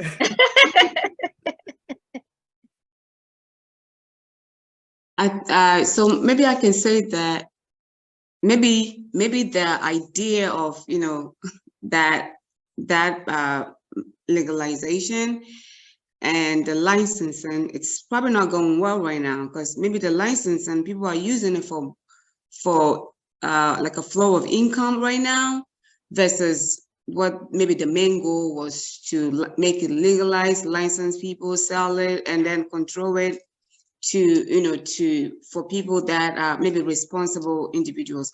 But that's not what probably I'm seeing right now. So if this license are going to individuals that are not supposed to go to, that means that it's just for income flow, because that's what is people doing the business right now, because I know a person that is doing business on that. So yeah. It's absolutely a big money maker. And let me tell you, when the community meeting happens, because someone wants to get a license to run a shop in my neighborhood of Roslindale, and everyone shows up and says, no, no, no, no, no. Okay, you don't want it here, but you know everyone in this community is going to go to Dorchester to their shop when they put one there. So, okay, don't get me started. It's 12:26, and as facilitators, we failed to give you a break at a reasonable break time. So let me ask you this. Do you want to take a break, or do you want to just push through until like 1:15 and then be done early? Let me know what you think. All we have left is talking about policy, systems, environment, framework, public safety framework. I've got a Boston example and a Massachusetts example, and then we're home free. So let me know. Rudo says lunchtime. I don't know what that means. Does that break now, or is that early would be good? I'm hearing to end early. I'm hearing to end early. End early. It'll be good, you know. Okay, thank you. I appreciate you all. And tomorrow we'll pace better, and we'll put that break in where it should be. So let's put the slides back up and get to slide 28, where we talk about the policy, systems, environment framework, which if you're a public health worker, you will have heard of this. So a policy creates or amends a law, an ordinance, a resolution, a mandate, it's a rule.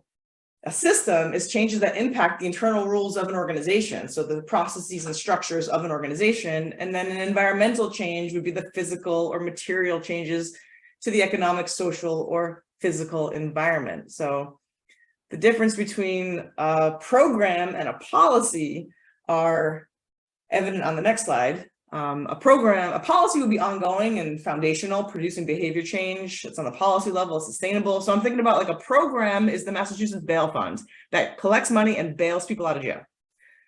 A policy change would be ending cash bail, because all it does is detain people who don't have the money to pay bail. So trying to get to this idea of not having people detained who can't afford to be bailed, but one is a program and one is a policy that will have a long-term sustainable solution. So we've got a couple case studies that I find interesting, and you know, I may or may not be advocating for any of these, but the example of a policy. So somebody mentioned root causes earlier, how we have to get to the root causes of these inequities and the public safety challenges that we're seeing. So, okay, case study number 1, if we want to reduce poverty and we want to reduce over-policing of certain communities, there's a policy being proposed in the city of Boston to create a civilian office for construction details. So private companies are required to have a detail at their construction site for safety, directing traffic and pedestrians and making sure that the job site is safe. And so every state in the union, including Massachusetts, has decided that civilians can do this job. The only place that has said no, police officers have to do this job, is the city of Boston. So this has been proposed to create a civilian office that would move millions of private dollars away from police overtime and into what they're proposing is this middle-class jobs, union jobs for residents of the city of Boston. So that would be a policy change. The system change would be that these private companies, it's about $70 million that they had on the table for this work in 2019. They would divert that money into civilian flaggers. And then the environmental change would be that, okay, so under the current system, 42% of those construction details go unfilled because the Boston police officers, there's not enough of them. They say we need more cops because they're picking up all this overtime to do these construction details. 42% of those sites go without a flagger. And if it was a civilian job, we'd have a flagger at every site. We'd create hundreds of jobs, middle-class jobs, union jobs for folks. And so we would also reduce over-policing of Boston neighborhoods and ease the staffing burden on the BPD. Any thoughts or reactions to this? Has anyone heard of this?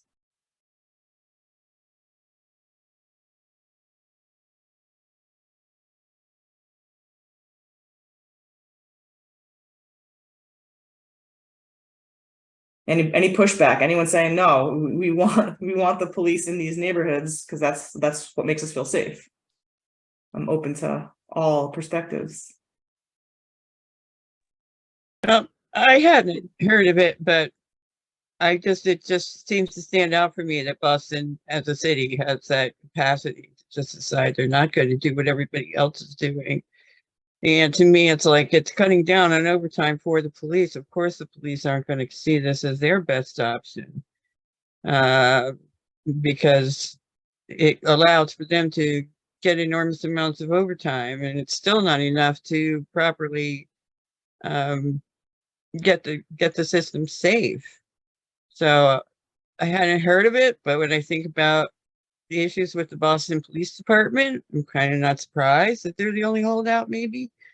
I'm actually surprised that there aren't others.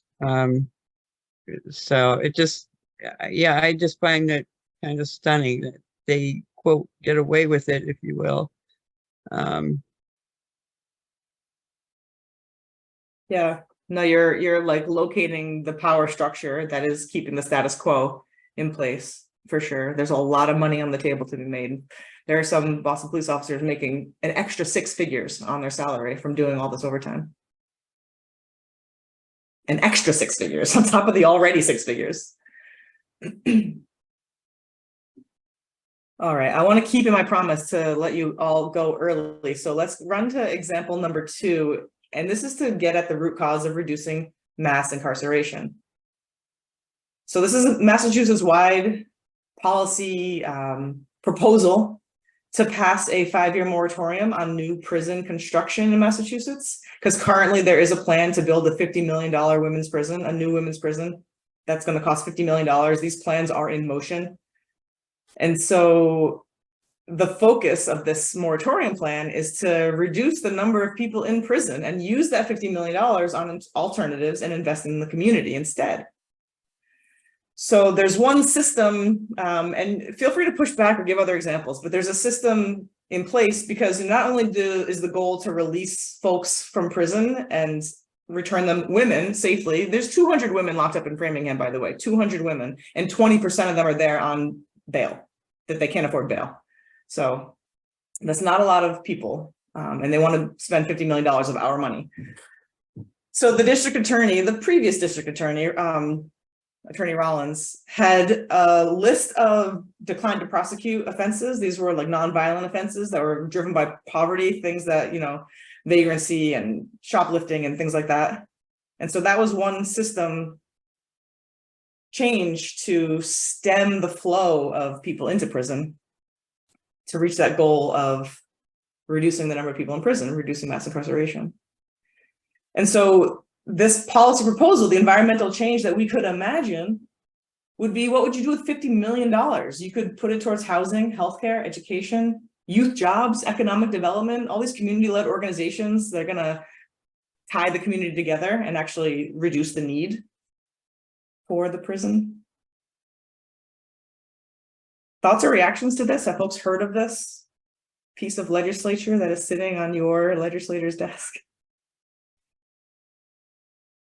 I haven't heard of this, but I just think it's so interesting. So I own a property over by JFK UMass, and I'm sure we've probably all heard of Methadone Mile, right? Over by Boston Medical Center. Mass and Cass, yeah. Yes. And it just surprises me that we have $50 million to build a new women's prison, but we don't have any money to try to help take care of what is going on in that community. It's just like some of the things that I hear that we're spending our money on, just like as a people, I don't know how to feel sometimes about it. And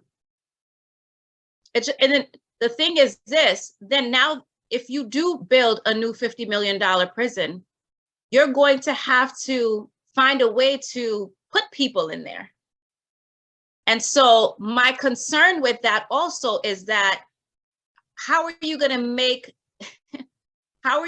to decide who you're going to incarcerate, whether or not they really should be incarcerated? And we talk about, just what you just said, I wrote it down in my notes. I'm like, what? There's people women in Framingham who are only there because they can't afford bail. And honestly, like that made me think, let me make myself a note. Let me see if I can look into it. Maybe I can bail somebody out of prison from having them be there just because they can't afford bail. Like, to me, that's absolutely crazy. But it's the world that we live in. And sometimes, it's because we don't attend some of these community events and some of these community meetings that are happening, and we don't really speak our voice. One of the things that I started signing up for is a lot of these community events and building projects, and I get the notifications. They were happening. I just didn't know they were happening. So because I didn't know they were happening, I didn't get an opportunity to really voice some of my concerns. But just kind of reading this, I just want to say, obviously we can't impact everybody, but if we, who get this information, made a pact that we're going to start being more mindful in our communities, we're going to start to show up at some of these things in our community. Maybe some of these things that we really don't like or we think we're powerless against, we could really stop them, because this is insane. $50 million for a new women's prison, and there's homelessness, and there's people who are like struggling, they can't eat, like everything's expensive, and that's what we're doing. I'm just a little outraged, sorry. I appreciate your outrage, Cassandra. I really, really do. So thank you for sharing.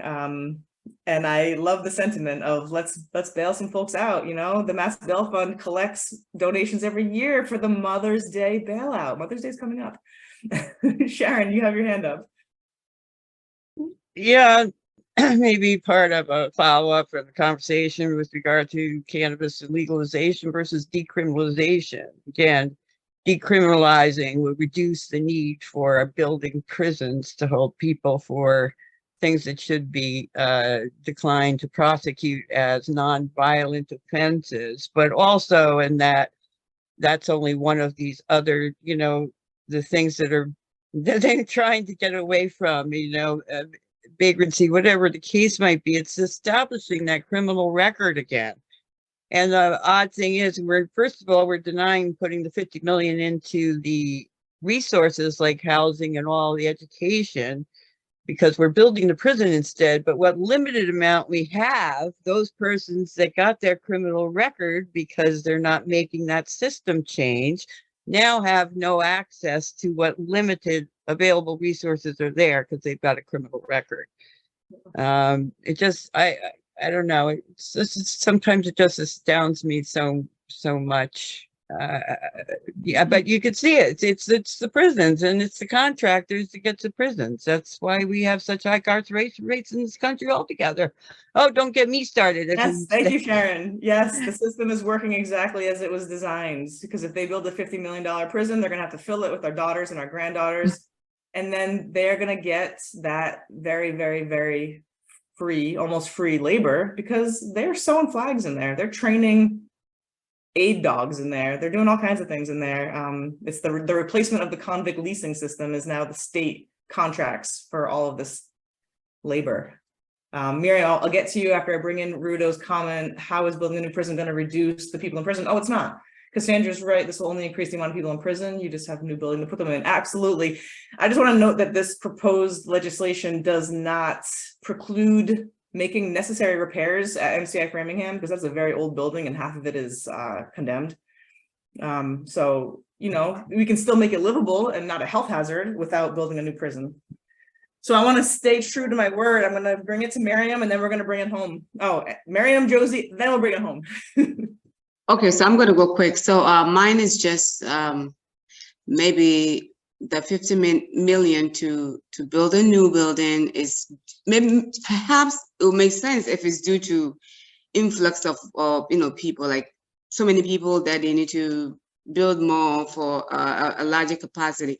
Even though with that, even though if that's the reason, then why don't we use that money, half of that money to go through the building, use the half, provide education, provide housing, provide these people resources that will keep them out of prison, because it's just sad to hear that somebody is still there when they cannot afford, I'm not sure, maybe $1,000 bail, and they're still sitting there. So that's a one person just being in a place that they don't have to be. And we're gonna take the whole lot of money to build just a building. I don't know, it's just, I'm not sure who you know, who are these people that they sit together and make such policies and they create such you know, they bring such ideas on the table. I guess that's why they have to include people that make, like, have direct connections with the community that they're trying to infringe all these stuff on them. They need to bring these individuals on the table when they are making such huge decision that is going to end up affecting these people. So I don't know, it's just crazy. That's all. Absolutely. Yes, Miriam. Jody, did you want to add a thought? Yeah, I think the weird thing about how public safety and public health are so intertwined, and yet the unjust pieces of public safety are co-opting really public health, because in prison you're not going to be a healthy person. And so how do we, I guess, as practitioners, value public health and put that into policy making decisions? Yes, thank you, Jody. Absolutely right. So this has been a lot. Tomorrow, we're going to talk a little bit more about some of the community-based organizations that you alluded to who are taking action on some of these issues. And so stay tuned. Please come back tomorrow. I do want to, if Jasper, do you have anything to add before we wrap up and do some closing thoughts? Nothing that, no. I think you've done a great job, Lauren. Yeah, definitely just want to reiterate. I think tomorrow we're going to tease apart a little bit more so how safety is sort of, it rests on multiple different systems, right? As we were sort of talking and debriefing around some of these case studies.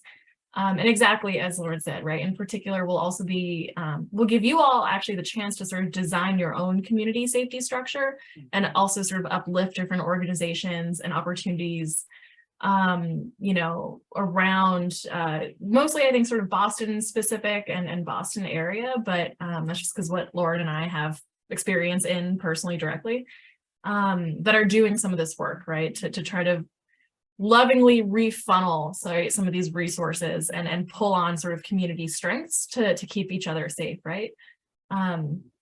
Just thinking about, right, how we spent a lot of time in the beginning, right, talking about it's all about relationships, right? It's all about the relationships that you have and the relationships that we're trying to build, right? As sort of Cassandra was saying, you know, we got to kind of know what's going on in our communities if we want to be able to sort of speak to it and get involved and be able to have an impact. So Absolutely. And knowing our neighbors, because not everything affects me, you know, it affects my neighbor, and I care because, you know, we're all connected. So let's wrap. I'm just dropping in the chat a link to a 4-minute video. It's really good. It's concise. It's about the war on drugs. It's put on, like, Jay-Z made it. You may have seen it, but it's really good. So 4 minutes, you can do that, you know, while you have your lunch or whatever. And I would have asked you to think about examples, apply the policy systems environment framework to a public safety issue. But instead, I'm going to ask you to drop in the chat or come off mute and tell me what's one learning you're taking with you from today. Just one thing you're taking with you from today, some high level meta reflection. You can throw that in the chat or come off mute and then go off and have a great rest of your day. And we'll see you back here tomorrow.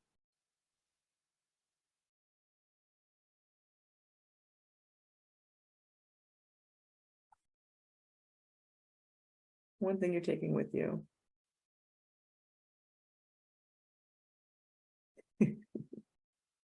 And we'll leave you with this slide 34. There we go. How you can get in touch with us. There's more work to be done than I realized. Thank you, Sharon. The need for these types of discussions in our communities is so necessary. Thank you, Cassandra. We have some power to help. Yes. Somebody asked who has this idea for this prison. It's the people we elected are the ones letting that happen. Yes, thank you for your thoughts. Anyone else have a final thought? Public safety is interpersonal and it doesn't always mean feeling safe. Yeah. Yep. What we've been programmed to think makes us feel safe might not actually be how we actually stay safe. Thank you for that. The system of security and the goal of safety. Thank you, Rob. Yes. Y'all have been the best. I'm like feeling under the weather, but you give me so much energy. I've just really enjoyed being with you in this space today. I wish we could have been together in person to hold each other with this, but we're doing our best, and I want to let you all go off, take your break, enjoy your lunch, and see you back here tomorrow at 10 o'clock. Thank you, Joanna. Bye, y'all.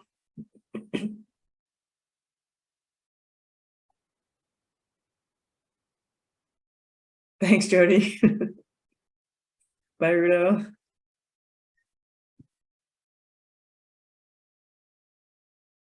Yeah, same link tomorrow. Thanks, Miriam.